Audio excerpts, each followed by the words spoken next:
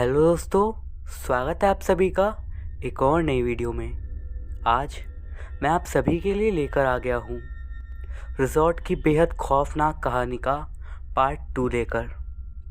दोस्तों, अगर आपने अभी तक इस कहानी का पार्ट 1 नहीं सुना है तो डिस्क्रिप्शन में दिए हुए लिंक पर क्लिक करके या फिर ऊपर आई बटन पर क्लिक करके आप पहले इस स्टोरी का पार्ट 1 सुन लीजिए, वरना आपको इस पार्ट में ज़्यादा कुछ समझ में नहीं आएगा। मैं बिना टाइम वेस्ट किए इस पार्ट को वहीं से कंटिन्यू करता हूँ जहाँ पे मैंने पहला पार्ट ख़त्म किया था। मैंने देखा उन दोनों कपल ने रितिका को पकड़ा हुआ था और रितिका ज़ोर ज़ोर से चिल्ला रही थी, शिवांश मुझे बचा लो, प्लीज़ मुझे बचा लो, ये मुझे मार देंगे, शिवांश प्लीज़ बचा लो मुझे। तभी अचानक से मेरी आंखें खुलती हैं अलार्म की वजह से और डर के मारे मैं उठकर बैठ जाता हूँ। मैं एकदम पसीने से लथपथ था, पसीना पानी की तरह बह रहा। ये सपना था। वक्त भी हो चुका था और मैं जल्दी से उठकर तैयार भी हो गया था। ताई जी मेरे लिए नाश्ता लेकर आ गई थी और नाश्ता करने के तुरंत बाद मैं ऑफिस के लिए निकल गया। मुझे काफ़ी अजीब लग रहा था इतना सब कुछ होने के बाद, पर ऑफिस जाना भी ज़रूरी था। मैं ऑफिस पहुंच गया था। ऑफिस के बाहर मैंने जब वहाँ के सिक्योरिटी गार्ड को देखा तो सडनली मेरे पसीने छूट गए। भले ही वो उस रिजॉर्ट वाला गार्ड नहीं था, पर उसे देखकर एक अलग ही डर का एहसास हो रहा था। मैंने वहाँ पर ज़्यादा समय बर्बाद नहीं किया, सीधा ऊपर अपने ऑफिस वाले फ्लोर पर चला गया। अंदर एंट्री करने के बाद सभी लोग मुझे बहुत ही अजीब तरीके से घूर रहे थे और मुझे उन्हें देखकर पसीने छूट रहे थे। थोड़ी देर मैं अपनी डेस्क पे बैठा और उसके तुरंत बाद ही मेरा दोस्त विनय मेरे पास आता है। विनय से मेरी बहुत अच्छी दोस्ती थी। हम काफ़ी वक्त से अच्छे दोस्त की तरह रहते आ रहे थे। कुछ साल पहले उसकी पत्नी का कार एक्सीडेंट हो गया था। तभी से विनय और मेरी अच्छी दोस्ती है। विनय आकर मेरे कंधे पर हाथ रखता है और मैं पीछे मुड़कर देखता तो पीछे विनय नहीं बल्कि वो कपल वाला आदमी था जो कि मुझे एक बहुत ही क्रीपी स्माइल दे रहा था। मैं डर के एकदम से पीछे हट गया और मैंने अपनी आंखें बंद कर ली और तेज़ तेज़ सांसें लेने लगा। तो मुझे आवाज़, क्या हुआ, आंखें खोल यार। मैंने आंखें खोली तो मुझे विनय दिखाई देता है और सभी लोग मुझे घूर रहे थे। मैं अपनी चेयर पर बैठा। विनय बोला, भाई मुझे लगता है तेरी तबीयत अभी ठीक नहीं है, तू कुछ दिन की छुट्टी और ले ले। तू कहे तो मैं तेरे लिए बॉस से बात कर लूँ क्या?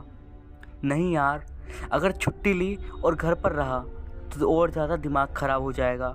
हर जगह सिर्फ रितिका की तस्वीरें हैं, उन्हें देखकर मैं सिर्फ रोने लगता हूँ। हम बात ही कर रहे थे कि तभी वहाँ पर ऑफिस का सर्वेंट आया और बोला, शिवान सर आपको बॉस ने तुरंत अभी अपने कैबिन में बुलाया है। मैं बोला, ठीक है जाओ तुम, मैं आता हूँ। अच्छा विनय तू बैठ यहाँ पर, मैं अभी आता हूँ।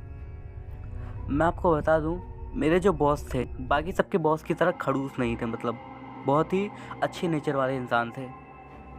मैं उनके केबिन के अंदर जाता हूँ। आओ बैठो शिवांश, और बताओ कैसी तबीयत है तुम्हारी? बस सर पहले से बेहतर है और इसीलिए ही आज मैं ऑफिस आया हूँ। देखो शिवांश, मैं घुमा फिरा के बात नहीं करूँगा, सीधा अपनी बात पे आता हूँ। देखो तुम्हारे साथ जो भी कुछ हुआ वो बहुत बुरा था। वो तुम्हारे साथ तो क्या किसी के साथ भी नहीं होना चाहिए था। खैर इस बात को ख़त्म करते हैं और मैं सीधा मेन बात पर आता हूँ। देखो शिवांश, तुम हमारे ऑफिस के सबसे अच्छे वर्कर्स में से एक हो। मैंने आज से नहीं बल्कि काफ़ी समय से मैं सोच रहा था कि मैं तुम्हें ऑफिस का मैनेजर बना दूँ। शायद तुम भी इसीलिए काफ़ी लंबे समय से हमारे काम को एकदम सही और ठीक ठाक तरीके से कर रहे थे, और पिछले 3 महीने से तुम्हारे ऑफिस में ना होने की वजह से और इन सारी अप्रिय घटनाओं के होने की वजह से हमारा ऑफिस भी थोड़ा पीछे आ गया है। पर अभी तुम्हारी हालत ऐसी नहीं है कि मैं तुम्हें मैनेजर बना दूँ, क्योंकि तुम अभी पूरी तरीके से ठीक नहीं हो। तो थोड़ा सा और वक्त लो और अच्छे से काम करो। You are the next manager. जी सर, मैं समझ गया हूँ और मैं अच्छे से काम करूँगा। हाँ, तो अभी जाओ, तुम्हारे लंच का वक्त हो गया है। और हाँ, कल से तुम्हारे साथ एक और कोवर्कर आएगी जो तुम्हारे डेस्क के बराबर में ही बैठेगी और वो तुम्हारे प्रोजेक्ट में हेल्प करेगी। मतलब सर, मतलब ये है कि वो तुम्हारी पार्टनर होगी। सर, मुझे इसकी ज़रूरत नहीं है, मैं सब कुछ अकेला कर सकता हूँ। अगर मगर कुछ नहीं, सीधा लंच करो और अपने काम पर जाओ। मैं अपना लंच करने जाता हूँ। विनय के साथ साथ मेरे और भी दोस्त कैंटीन में थे। सबने पूछा बॉस ने क्या कहा, तो मैंने उन्हें बताया कि मैं मैनेजर बनने वाला हूँ और मेरे साथ एक नई वर्कर भी आएगी। सभी दोस्त एक साथ बोले, क्या बात है, तेरी तो लॉटरी लग गई यार। चल अच्छा है, ऑल द बेस्ट। शुक्रिया भाई। पूरा दिन भर काम करने के बाद शाम 6 बजे घर जाने का वक्त हो गया। सब जाने लगे और मैं नीचे ऑफिस के गेट के बाहर खड़ा हुआ था और सडनली मुझे विनय की आवाज़ आई, शिवांश सुन तो। मैं पीछे मुड़कर देखता हूँ तो मेरे होश उड़ गए। मैं अपने ऑफिस के बाहर नहीं बल्कि उस रिजॉर्ट के गेट के बाहर खड़ा था। ये देखते के साथ ही मैं पीछे गिर गया और मैं देखता हूँ कि अंदर से विनय नहीं बल्कि वो सिक्योरिटी गार्ड भागता हुआ आ रहा है। मैं जल्दी से उठकर बैठ गया और पीछे की ओर जाने लगा। और जब मैं जाने लगा तो मैं किसी चीज़ से टकरा गया और जैसे ही मैं फिर से पीछे मुड़ के देखा तो मेरे पीछे वही 2 कपल खड़े हुए थे। उन्हें देखने के बाद मेरा पूरा शरीर एकदम ठंडा पड़ गया था। मैं वहीं पर घुटने में सिर रख के बैठ गया।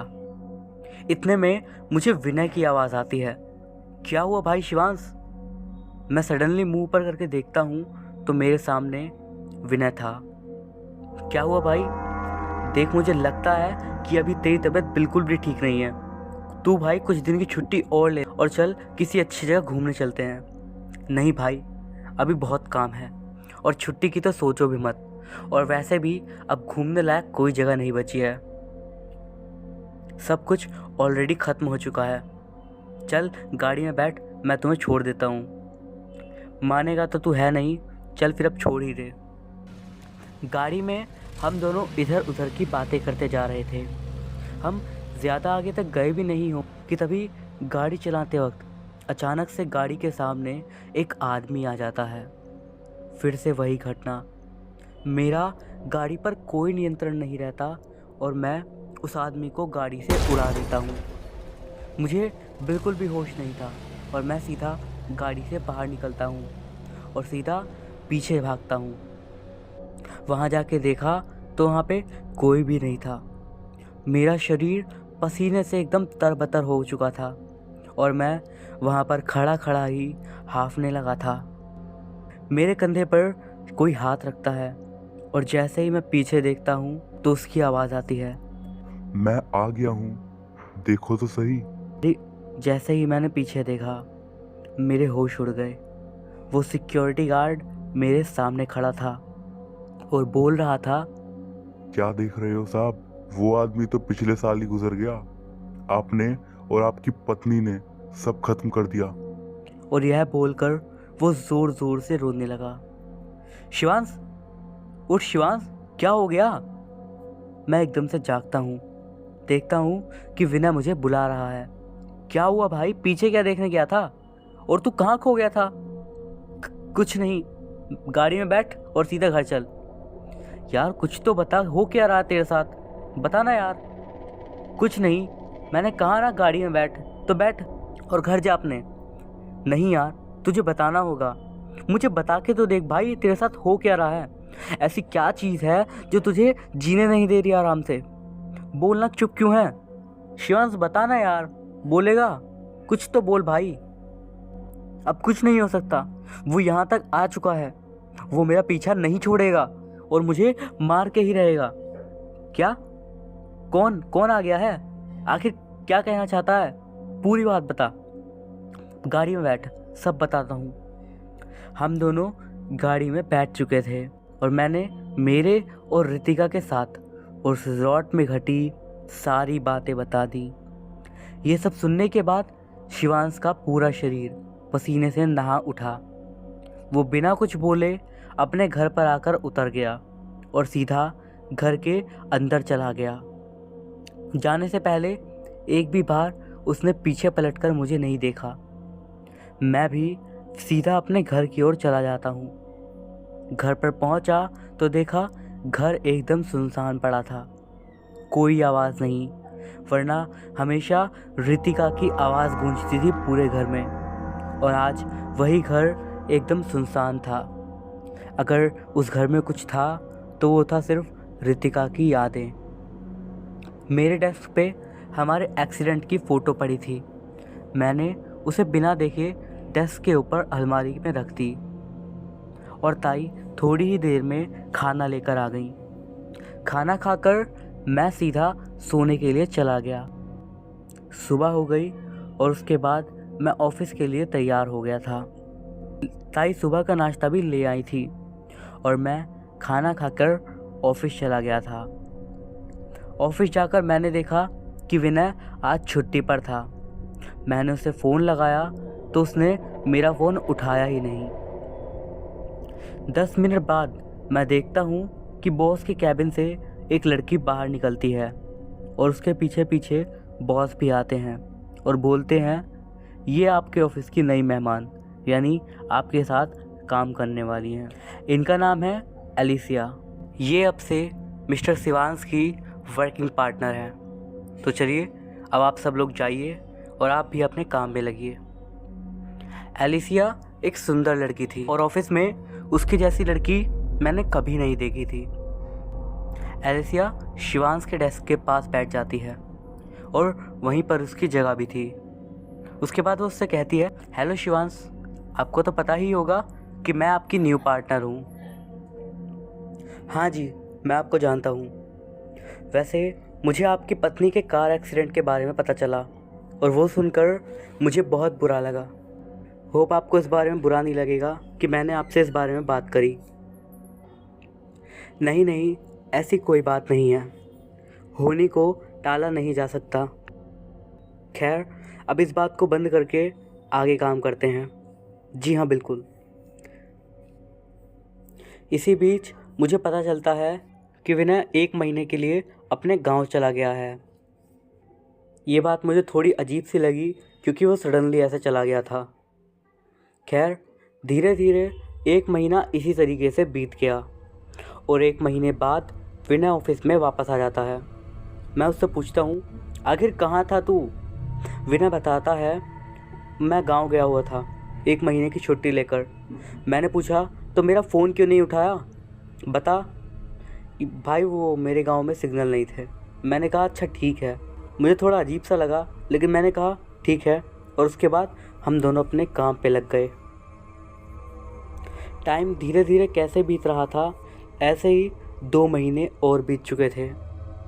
एलिसिया के आने के बाद सब चीज़ें थोड़ी कम हो चुकी थीं, या फिर शायद यूँ कहें कि ऑफिस में काम के बीच व्यस्त रहने पर मैं अपने आप को थोड़ा संभाल पा रहा था। एलिसिया और मैं अच्छे दोस्त बन चुके थे, पर मेरा मन कभी भी रितिका के अलावा किसी और की तरफ नहीं बना और शायद बनेगा भी नहीं। आज एलिसिया घर पर आने वाली थी। इतने समय बाद मैंने अपना घर खुद साफ करा। रितिका के जाने के बाद आज वही वक्त था जिसका मुझे कोई इरादा नहीं था। 11 बज चुके थे और एलिसिया के आने का वक्त हो चुका था। मैं नीचे दुकान से घर का कुछ सामान लेने गया था।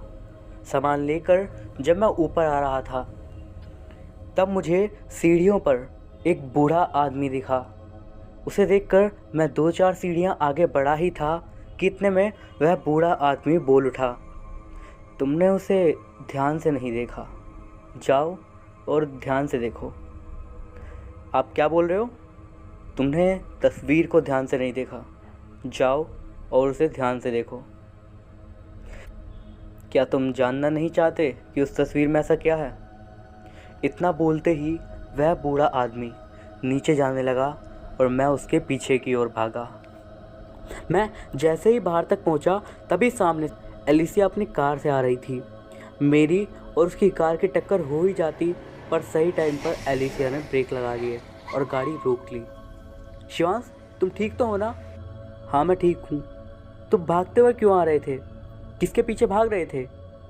वो, क्या तुमने किसी को भी यहाँ से भागते हुए देखा था? नहीं, पर क्या हुआ? कौन था वो? कुछ नहीं, छोड़ो, चलो अंदर आओ। पर वो कुछ नहीं, बाहर धूप हो रही है, अंदर चलो। हम दोनों घर में आ गए और मैंने उससे सोफे पर बैठने को कहा और बोला, आराम करो, मैं कोल्ड ड्रिंक लेकर आता हूँ। लो कोल्ड ड्रिंक लो, और बताओ क्या चाहिए? कुछ नहीं, आओ और तुम भी यहाँ पर बैठो। ओके। अच्छा एलिसिया, कि तुम्हारा परिवार कहाँ है और तुम कहाँ से हो? मेरा कोई परिवार नहीं है। जब मैं छोटी थी तब मेरा परिवार एक दुर्घटना में जल गया था और उसके बाद मेरे रिश्तेदारों ने ही मुझे पाल पोस कर बड़ा किया। ये सुनने के बाद मैंने एलिसिया से ज़्यादा कुछ नहीं पूछा और उससे कहा, माफ़ करना, मुझे नहीं पूछना चाहिए था। एलिसिया ने कहा, कोई बात नहीं, अच्छे दोस्तों में ऐसे सॉरी थैंक यू नहीं चलते। ये कहते हुए एलिसिया ने मेरा हाथ पकड़ लिया था और सडनली उसका ऐसा करने से मैं थोड़ा घबरा गया था। मैंने बात को टाला और उठकर बोला, वैसे हम ऑफिस के जिस काम से मिले हैं वो काम करते हैं। मेरे पास ऑफिस की कुछ पुरानी फाइलें हैं, मैं लेकर आता हूँ। मैं अपने डेस्क के ऊपर वाली अलमारी में से फ़ाइल निकालने लगा और फाइल निकालते हुए अलमारी में से रितिका के और मेरे एक्सीडेंट की फ़ोटो थी, वो नीचे गिर गई। और जब मैंने उस फ़ोटो को उठाया, मैं उस फ़ोटो को देख ही रहा था कि मेरे दिमाग में उस सीढ़ी वाले आदमी की बातें याद आ गई कि वो जो बोल रहा था, तुमने तस्वीर को ध्यान से नहीं देखा, जाओ ध्यान से देखो। क्या तुम नहीं जानना चाहते उस तस्वीर में ऐसा क्या है?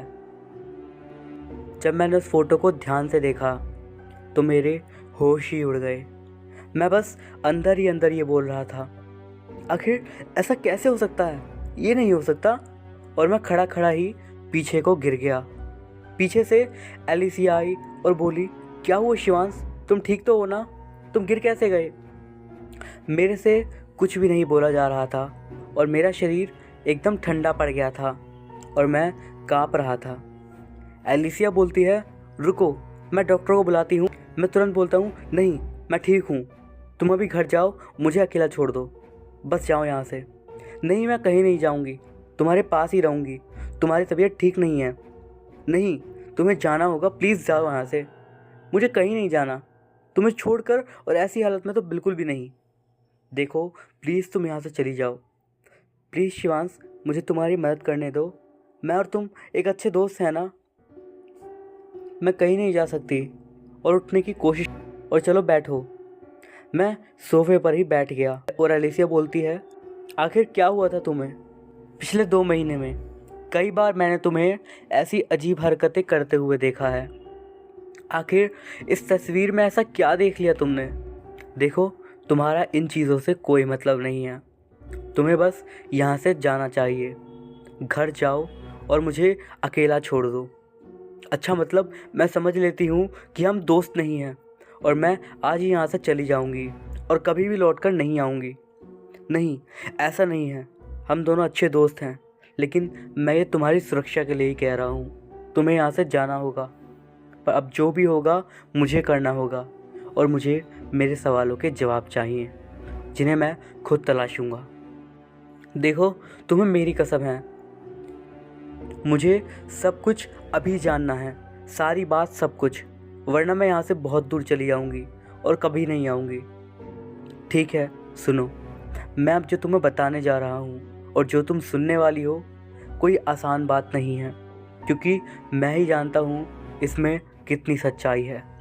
ठीक है, मैं सुनने के लिए तैयार और मैं वादा करती हूँ कि मैं तुम्हारा साथ नहीं छोड़ूंगी। मैंने उसे सारी बातें बता दी, जो हमारे साथ हुआ था, सारी घटनाएं। उसके बाद उसने कहा, तो अब जो ये तुम्हारे साथ हो रहा है और वो जो आदमी तुम्हें बार बार दिखता है, वो क्या चाहता है? मुझे उस आदमी ने कहा था उस तस्वीर को ध्यान से देखो, और मैंने आज जाकर उस तस्वीर को ध्यान से देखा। आखिर क्या है ऐसा उस तस्वीर में? जब मैं रितिका को उस रिज़ॉर्ट से गोदी में लेकर गाड़ी तक आया था, उसके बाद मैंने रितिका को गाड़ी की पीछे वाली सीट पर लेटा दिया था, और इस तस्वीर में रितिका ड्राइविंग सीट के बाहर वाली ज़मीन पर पड़ी हुई है। अगर वो मर चुकी थी तो वो गाड़ी के बाहर ड्राइविंग सीट के साइड में क्यों पड़ी हुई थी? और हमारी गलती से तो बस 2 ही लोग मरे थे, तो वो सिक्योरिटी गार्ड कौन था? वो हमारे पीछे क्यों पड़ा है? आखिर हमने उसका क्या बिगाड़ा है? और उन दोनों कपल के मरने के पीछे भी हमारा हाथ तो नहीं है? हमने उन्हें जानबूझ के नहीं मारा। मैं तो ये सोचता था कि मुझे उस रिज़ॉर्ट का राज कभी नहीं पता चलेगा, पर यहाँ तो मेरे सामने मेरे ही सवाल बहुत हैं, और मुझे अब उन सब का जवाब चाहिए। आखिर क्या हुआ था मेरी रितिका के साथ? देखो एलिसिया, मुझे लगता है कि तुम्हें अब यहाँ से जाना चाहिए। ज़्यादा देर तुम्हारा यहाँ रुकना ठीक नहीं है।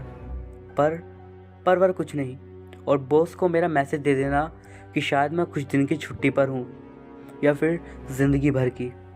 मुझे नहीं पता कि मैं ज़िंदा बचूँगा या फिर नहीं। सवाल बहुत सारे हैं और वक्त बहुत कम, पर मैं तुम्हें अकेले नहीं जाने देना चाहती। प्लीज़ मुझे अपने साथ ले चलो।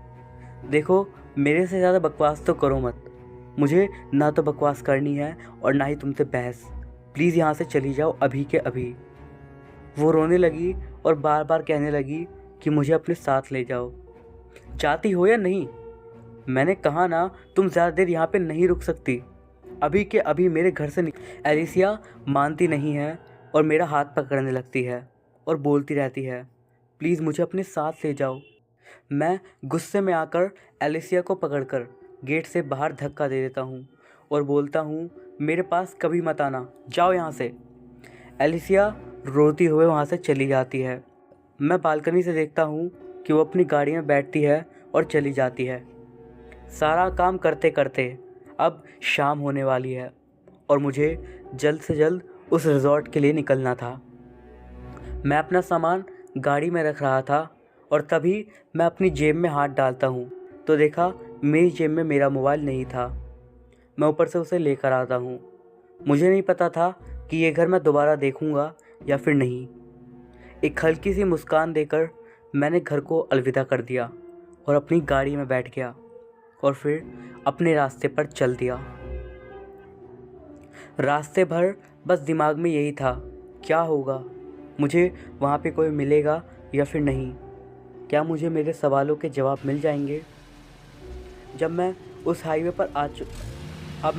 पर आ चुका था। मंजिल ज़्यादा दूर नहीं थी, पर पहुँचने में वक्त तो लगता ही। मैं सामने चल ही रहा था और अब जंगल वाला रास्ता भी आ चुका था, जो कि एकदम सुनसान था। दूर दूर तक वहाँ पर कोई भी नहीं था, सन्नाटा ही सन्नाटा। सड़क पर पेड़ों के पत्ते ही पत्ते बिखरे हुए थे। अगर कुछ सुनाई दे रहा था तो सिर्फ सन्नाटा। जैसे जैसे मैं मंजिल पर पहुँचता जा रहा था, धीरे धीरे रास्ते पर घना कोहरा होता जा रहा था और अब रास्ते पर चांद की रोशनी पड़नी बहुत कम हो रही थी। मंजिल दूर नहीं है, कुछ ही मिनटों का सफ़र था, लेकिन हैरानी की बात तो ये थी कि इस बार मुझे कुछ भी अजीब सा नहीं दिखा था पूरे रास्ते। मैं यही सोच ही रहा था कि अचानक से मेरी गाड़ी के आगे एक आदमी आ जाता है और गाड़ी की रफ्तार काफ़ी तेज़ थी क्योंकि हाईवे एकदम खाली था और मैंने एक बार फिर से उस आदमी को उड़ा दिया था। उसे उड़ाने के बाद मैं अपनी गाड़ी को रोकना नहीं चाहता था, पर मुझे गाड़ी रोकनी पड़ी और गाड़ी रोकने के बाद मेरा शरीर एक बार फिर से पसीने से भीग गया था। मैंने कांपते हुए हाथों से गाड़ी का दरवाज़ा खोला और गाड़ी से बाहर निकला, पर हाथ के साथ साथ मेरे पैर भी कांप रहे थे। मैं पीछे की ओर गया। घना कोहरा था और मुझे कोई भी नहीं दिख रहा था।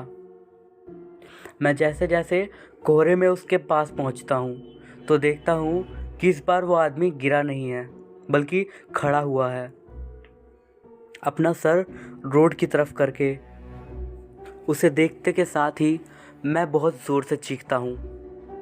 के बाद भागता हुआ अपनी गाड़ी के पास पहुँचता हूँ और तभी मैं देखता हूँ कि मेरी गाड़ी की डिक्की हिल रही है और उसे देखते ही मैं रुक जाता हूँ और तभी गाड़ी की डिक्की खुलती है और मैं एक झटके के साथ कहता हूँ, तुम। मैं उसका हाथ पकड़ता हूँ और जल्दी से उसे गाड़ी में बिठा लेता हूँ और बोलता हूँ, चलो यहाँ से गाड़ी में बैठो। गाड़ी स्टार्ट करने के बाद वहाँ से सीधा मैं निकलता हूँ। वो डिक्की में से निकलने वाला कोई और नहीं बल्कि एलिसिया थी। मैं हैरान था कि वहाँ एलिसिया आई कैसे, वो भी मेरी गाड़ी के डिक्की के अंदर। मैंने उससे पूछा, आखिर तुम डिक्की में आई कैसे? और मैंने तुम्हें मना करा था ना, तो तुम्हें यहाँ पर आने की क्या ज़रूरत थी यार? मुझे तुम्हारी फ़िक्र हो रही थी। तुमने क्या फ़िक्र लगा रखा है? नहीं है मुझे तुम्हारी ज़रूरत। तुम मुझे आने क्यों नहीं देते? आखिर तुम साबित क्या करना चाहती हो? तुम्हें क्या लगता है मैं तुमसे प्यार करने लगूंगा और हम एक हो जाएंगे? जी नहीं, ऐसा कभी भी नहीं होगा। देखो, तुम्हें बेकार की बातें कर रहे हो और सामने देखो।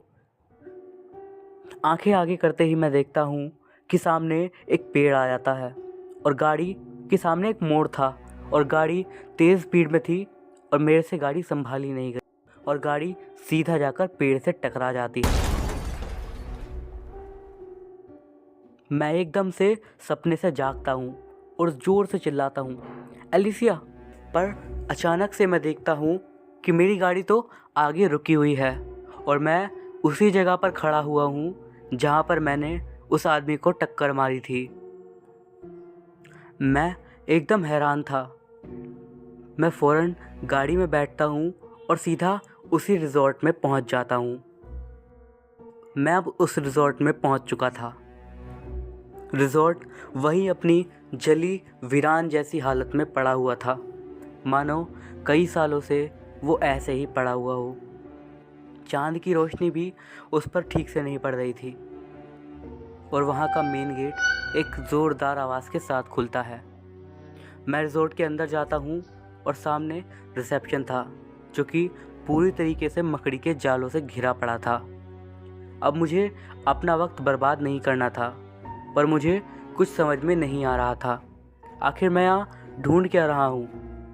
मैंने एक बार फिर से उस फ़ोटो को ध्यान से देखा, पर मुझे कुछ समझ नहीं आया।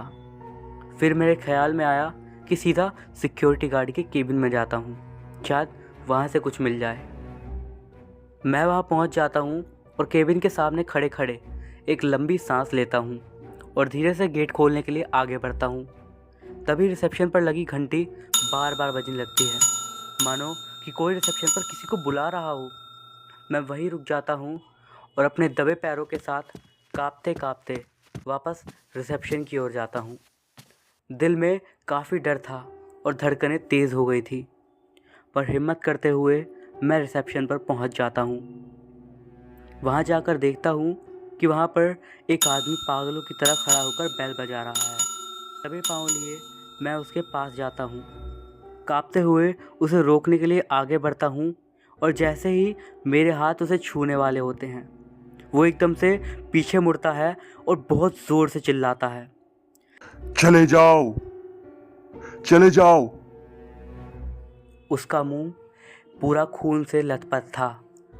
उसे देखते ही मैं एकदम को पीछे की ओर जाके गिरता हूँ और मैं पीछे किसी चीज़ से जाकर टकरा चुका था।